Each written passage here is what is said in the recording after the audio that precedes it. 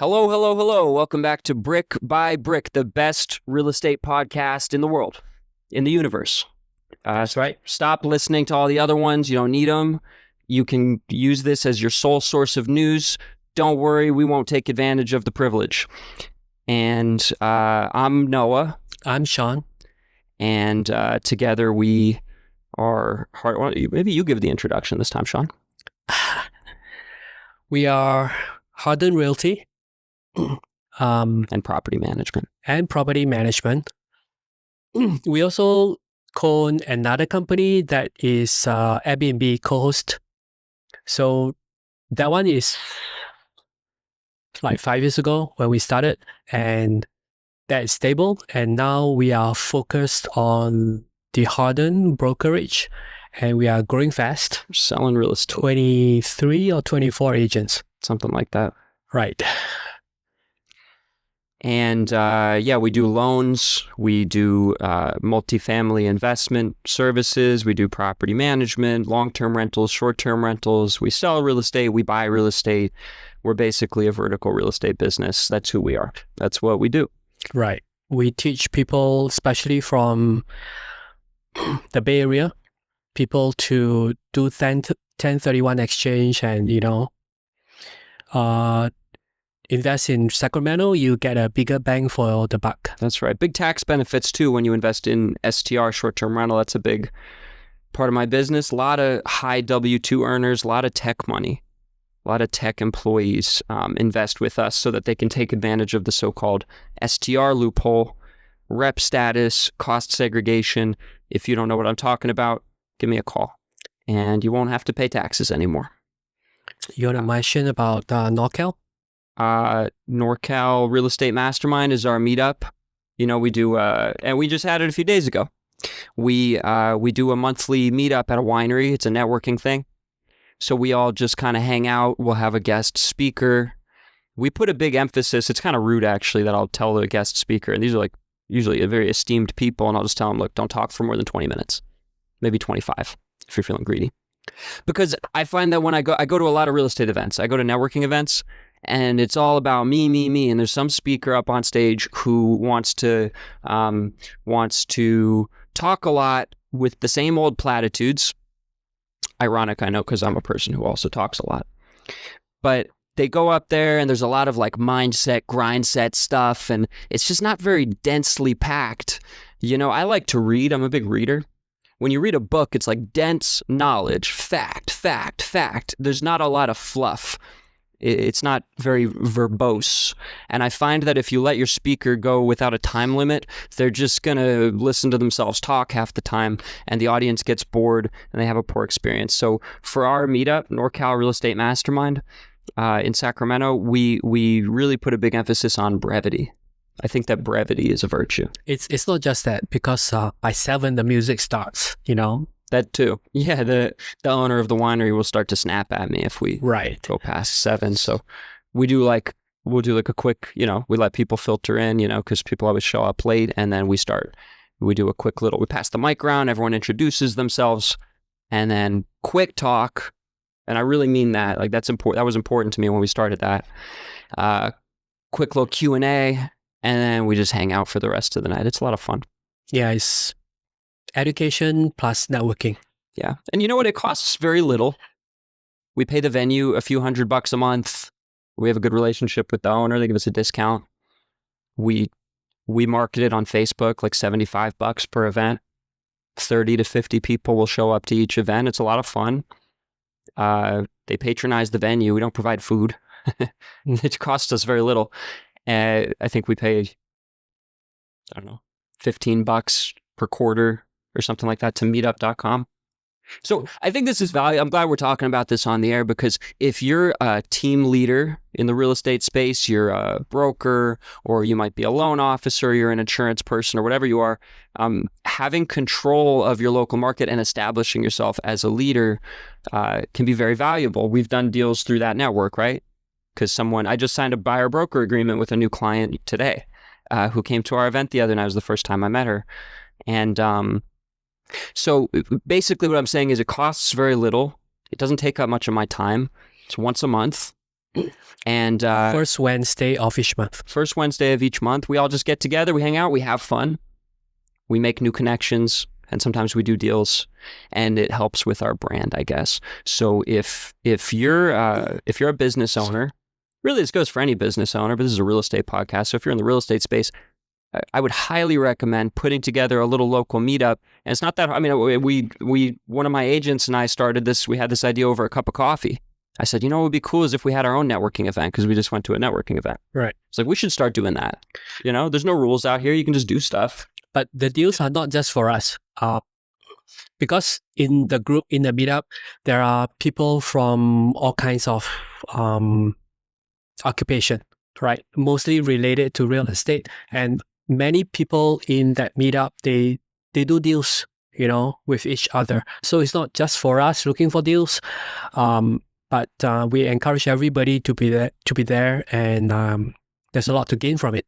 A lot of good people. Who's calling me while I'm recording a podcast? I think that's very disrespectful.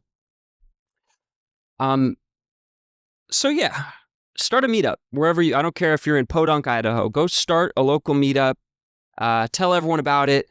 And then maybe the first meetup, you're only going to get a few people. And then the second one, you get 10.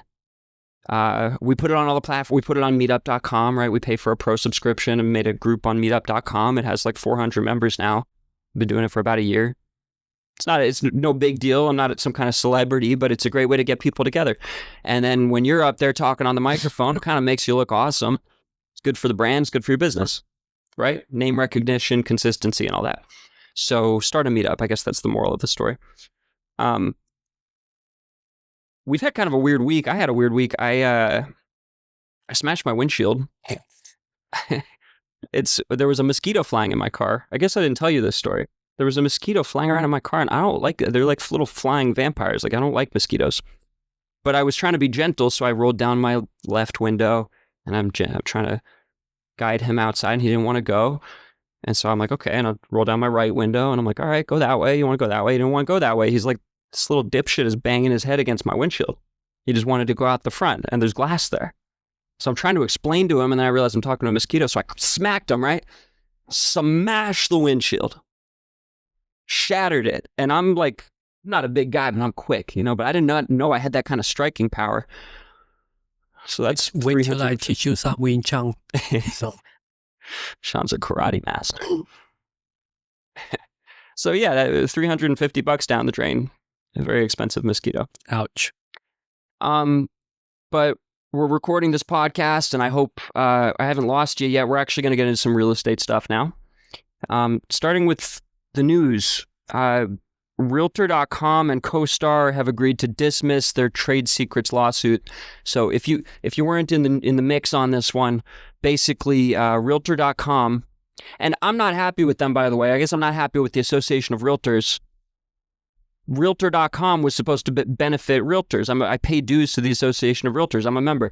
Where's my cut of that sale? They had this website that was supposed to be for everybody's benefit. It's good branding for the association and people like me, right, who pay to put the word realtor next to my name and use their resources. They go and sell to Move. And like nobody said, they did that very quietly, very sneaky, underhanded thing to do, I thought. Who's Move? Who the hell knows? It's all about money. Money, money, money. That's what it's all about. So anyway, they sold Realtor.com. Realtor.com, and naturally what happens when you sell your company, they buy it for parts. So they laid a bunch of people off. And they laid off some editor, some programmer, somebody, got hired by CoStar Group. Now the CoStar Group, they're the ones that run like LoopNet, I think Rent.com, Home.com. I heard of CoStar before. Right. CoStar is a big player in the real estate technology sphere. So anyway, Realtor.com lays off this guy. He goes and works for the Home.com department at CoStar, and then allegedly sneaks back into the Realtor.com servers and grabs some proprietary document for the benefit of his new employer. Allegedly. Now, CoStar denies this, of course, but they also terminated the guy, so probably happened, allegedly, and that's just my conjecture, and I don't want to get sued. Anyway, they terminated the guy. They paid out a settlement. Realtor.com drops the lawsuit, but he walks away. Good for them, I guess. That wasn't a very interesting news story. Okay, before you bring up the next one, if you guys have seen our very first podcast, we had a mess where the brick by brick sign was under construction, and now it's finally done. And this is its third iteration, Right. and hopefully final. But better. I'm just kidding. Sean worked really hard. He's in here with his soldering iron, like figuring it out. We talked. If you didn't see the first episode, we talked about just get it done. Just figure it out by the bootstraps, right? Right. Just get it done. That's how we have been running the companies, running the first company and now this second company. Actually, this is the third company. The second company was a cleaning company because we had such big volume that no cleaning company could handle our volume. At our peak, I think we had like 500 turns a month. We did over 15,000 turns. We did many millions of dollars in revenue, and that cleaning company was a nightmare. Don't ever start a cleaning company. Stick to real estate. Yeah. So I'm glad that you guys now can see this brick by brick. Okay, that's how you build an empire. You got to build your empire. Yeah. The cleaning company was called Sunstone, and it sucked. It really sucked. And now it's a defunct cleaning company. It was hardly a cleaning company. It was like whatever. I digress. So Lionel Messi, in our next headline, I guess he's a soccer player from Argentina. He's supposed to be a big deal. Just a soccer player. He was like the biggest name during World Cup. So as I understand, as to the extent that I understand it, I guess you're either a Messi fan or you're a fan of Cristiano Ronaldo, but not both. And this is like some kind of hot topic of debate in the 11-year-old community. I misspelled the word soccer when I was first writing this script because I don't know the first thing about, if you can't tell by looking at me, I'm just not very sporty. So pardon me. So anyway, Lionel Messi, I guess, went to work for Miami, or he got bought out for some soccer team in Miami, and now he's quadrupling down on luxury Miami real estate. He already owned a $10 million mansion in Fort Lauderdale, or maybe he bought it after he signed or whatever it was. And then now I guess someone figured out in the tax records that he just purchased 4 brand new construction luxury condominiums in some high-rise project, one of which had a price tag of $7.5 million for an apartment. At least he's buying real estate and not, spending on other stuff. So luxury real estate, I guess, is having some kind of renaissance. It never really goes away, whether the economy's up or down. These ultra width. Because you always have rich people, right? Yeah, you're always going to have rich people. Some soccer guy, a guy who knows how to kick a ball hard. You're gonna get. I don't want to get in trouble here. Comments. I'm not. Okay, it's not my world. It's not my forte. But moving on to maybe the most important article of the day, I thought. This is from The Street. The publication is called The Street, and I want to read this because I think it's topical and it's important. Is the tariffs, the trade war, has officially begun. That's what everybody is talking about. I think it's the biggest news. It's a big deal, and people keep asking me about it. So I just wanted to touch on this as it relates to construction and as it relates to our industry. Macroeconomics are not something that every realtor thinks about, but maybe they should, especially as you ascend in the industry. You need to know what's going on, spot trends, and anticipate because it affects macroeconomics affects everybody. Affects everybody. Yeah, and we're hospitality. We manage about 100 Airbnb properties. We invest. We have our own real estate. We own vacation rentals. We manage properties. So we kind of need to follow these trends and adapt appropriately. So the article goes, after several years of consistent mortgage rate increases and soaring home prices, the prognosis for the 2025 housing market seemed promising at the start of the year, 2025. However, recent economic and political instability has cratered consumer confidence and homebuyer optimism. The Trump administration has suggested imposing tariffs on key U.S. trade partners Canada and Mexico over the past few months, but a few days ago it announced controversial plans to implement retaliatory tariffs on most countries.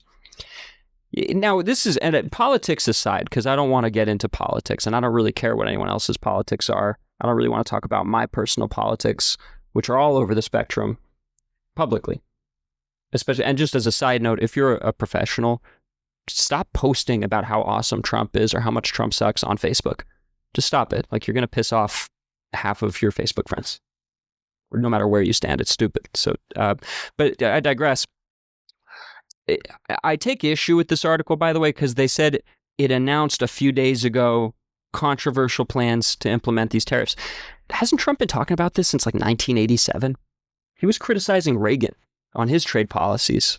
So to say that this like dropped out of the sky all of a sudden is not accurate. He also tried to do it in his first term, but this time it seems to be for real. This time it's for real. Well, he's not up for re-election now. Or maybe he is because he's talking about the third term, but I want to get into that. But this is not a new idea. But this time it's like we're going full throttle because I've got nothing to lose. So it's now or never, I guess, is his thinking. And so it's, if nothing else, it's fascinating. I want to see how this pans out. It continues, though Southeast Asian nations will be heavily affected by tariffs of up to 49%.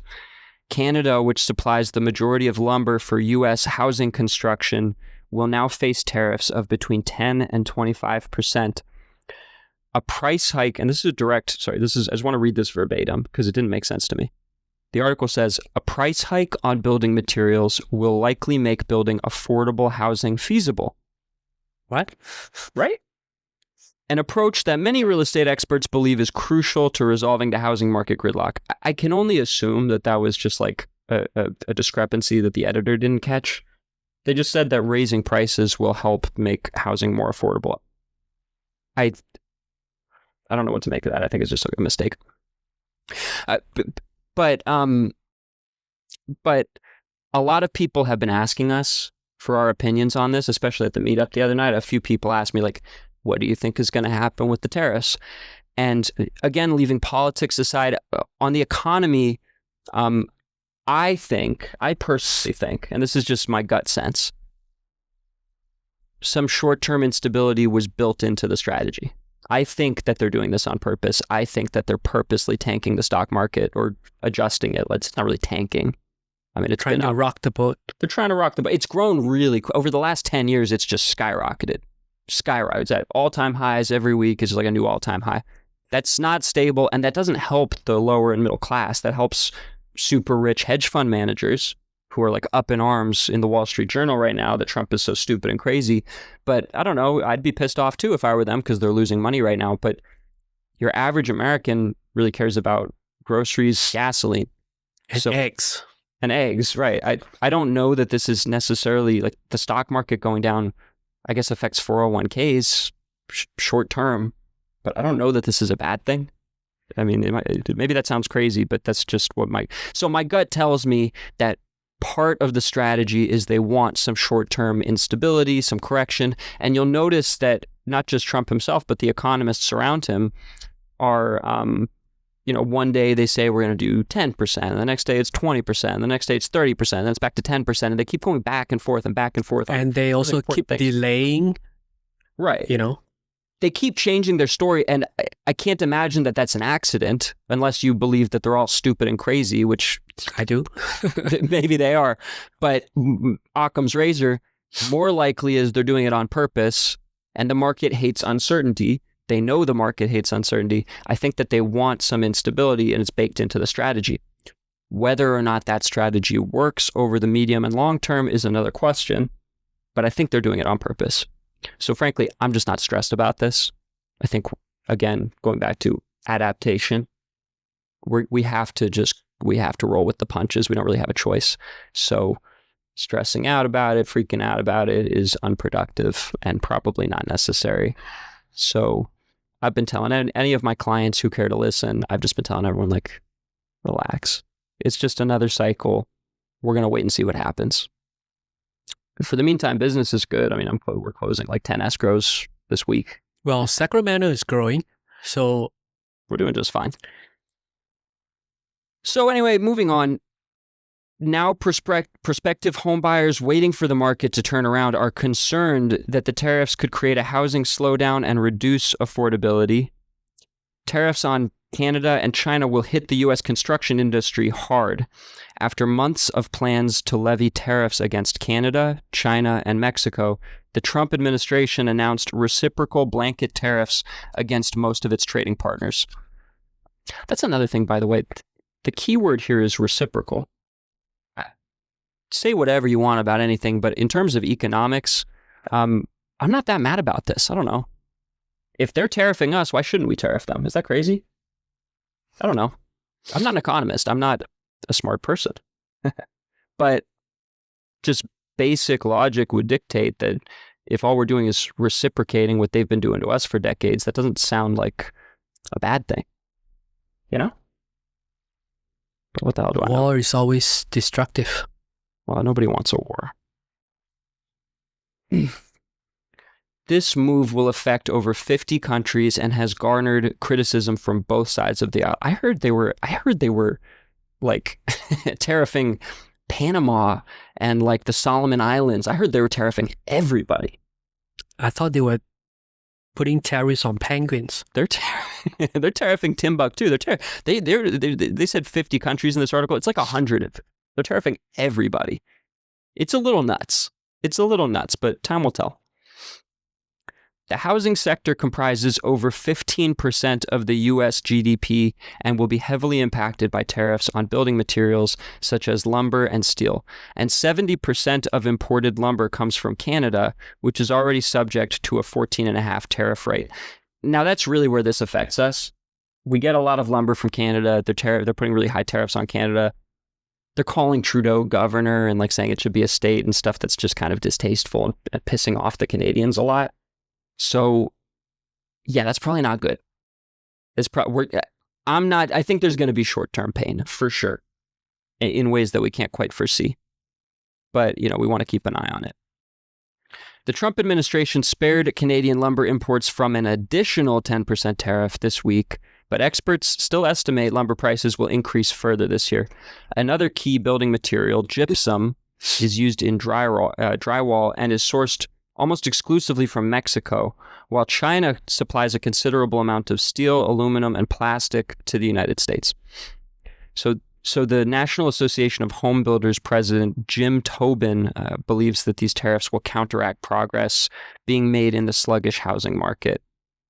This organization noted that the tariffs are not only expected to raise the cost of building materials, which are up 34% since December 2020, far higher than the rate of inflation, but also wreak havoc on the building material supply chain. In turn, this will put even more upward price pressure on building materials. And just to conclude, the National Association of Home Builders estimates that these tariffs will increase new home prices by an average of $9,200, while other projections anticipate price hikes of up to $25,000 on new builds, which are made of like styrofoam these days, by the way. I'm selling a new build right now. It's a weird situation where the owner, the owner bought it and then we had to sell it. And there's already like electrical problems. The dishwasher is like short circuiting. They got to flip the breakers. I mean, it's preposterous what they get away with. The inspections that I've seen on supposedly new builds are criminal. But wouldn't the inspection company be held accountable? No, the inspection company comes in when we're going to go buy it or sell it, but it's like the builder should be held accountable. They never are. I mean the inspection done for the builder. Yeah, you would think so, but nobody ever gets held accountable for anything. Not in this life, at least. So. But it's ridiculous. The building materials are not what they once were. And neither are the home builders, for that matter, in my opinion. Right. So it seems like doom and gloom and the sky is falling. So we should focus on what we can do, consider alternatives, things like that. Stay flexible. Just like all the stress about AI replacing jobs in the next few years, whatever. If you stay a step ahead and learn how to use AI to improve your own job or business, then it becomes a tool and not a threat. Right. Technology. Right. Technology. We're focused a lot on technology lately. Yeah, we automate, right? We don't. Sean automates. I watch. That's why I chose a business partner of your persuasion, because I like talking. Love talking. Good at talking. But actually doing things is a struggle for me. You, on the other hand, don't particularly like dealing with people, but you seem very, very comfortable with technology, and I appreciate that. So, and on that subject, I've been thinking a lot about software in the last week since we've undertaken this new project where we're syndicating this program to all the different platforms, right? You're putting them on TikTok and Facebook and YouTube Reels and Shorts and... Right. So 6 platforms. You can find blogs or this podcast and our meetup videos, long form, short form, on what I call Fly It. Okay, Facebook, LinkedIn, YouTube, Instagram, TikTok, Twitter, or X. Fly It. Fly It. Flags. Okay. So that's good. Yeah, software. See, I'm conceptually, I sort of understand what's going on. I leave the logistics to Sean because he's smarter than I am.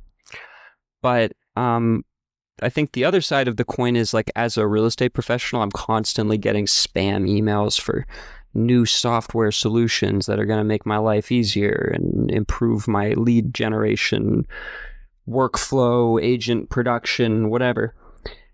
And it just drives me nuts because every time I've tried to give a chance to some new software solution, it ends up making my life harder.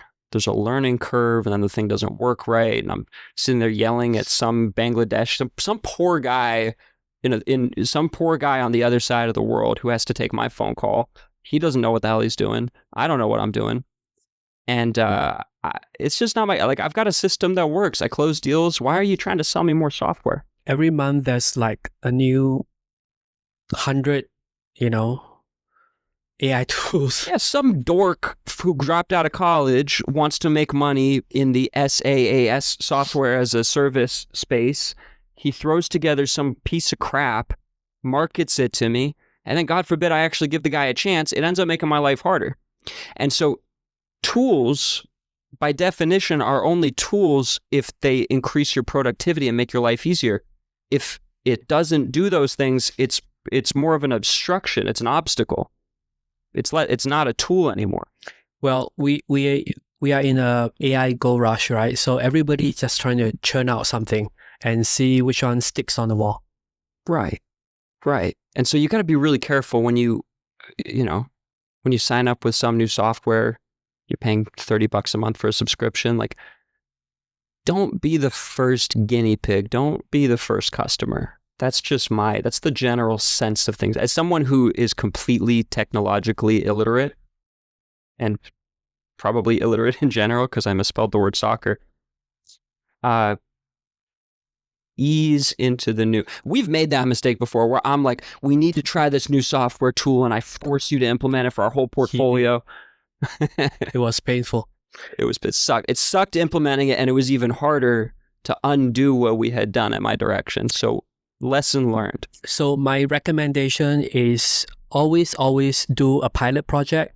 Do it small, test it thoroughly before you go in like all, right? But one time I did not insist on that, and I gave him to his aggressive demand. I hit him with and it blew up in my face. I spent like 3 months migrating stuff, and then... Can we say the name of the company? Because I don't like that company. Should we not? It's Guesty. So it didn't work out, and then I have to move everything back. Yeah. So do pilot and before you do the whole thing. All right. Do a pilot. That goes for technology. That also just goes for life.